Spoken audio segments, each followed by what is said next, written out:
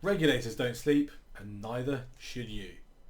Over the last few weeks, we've seen a number of bits of documentation come out from regulatory and law related bodies in a few different jurisdictions. We've seen an update from the Department of Justice in the US to the evaluation of corporate compliance programs, looking primarily in that case at ongoing elements of identification, measurement and mitigation of risk through the compliance program, as well as a bit more of a focus on the use of innovative technology to help minimize compliance risk. We've seen information from OFAC, the Office of Foreign Asset Control in the United States, relating primarily to the global maritime trade and links to sanctions. So a focus in that case on sanctions and deceptive shipping practices used, and information on cases for North Korea, Iran and Syria. We've also seen in the last week a document come out from the regulator in New Zealand looking at building a conduct regime.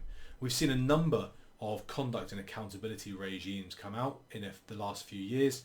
This one has a couple of areas that have been highlighted for potential criticism, particularly a look at variable remuneration not being tied to conduct-based incentives but remaining linked pretty heavily to revenue generation for people in financial services.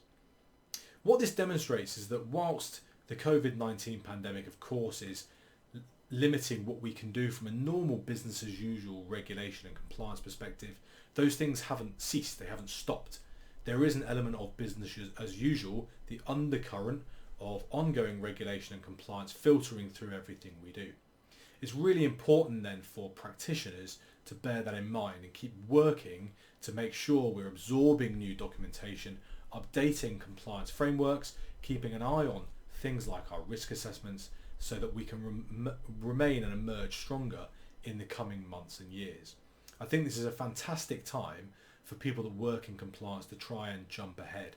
There are a lot of people that are, for want of a better word, treading water and somewhat just hoping that things get better soon.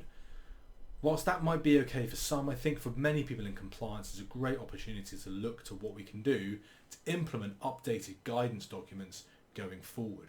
We're expecting this year or next, and with what's happened so far this year, probably next, additional documentation from ISO, the International Standards Organization.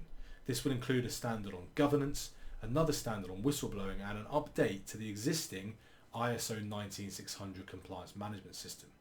There's a lot happening around the world with regards to regulation and compliance.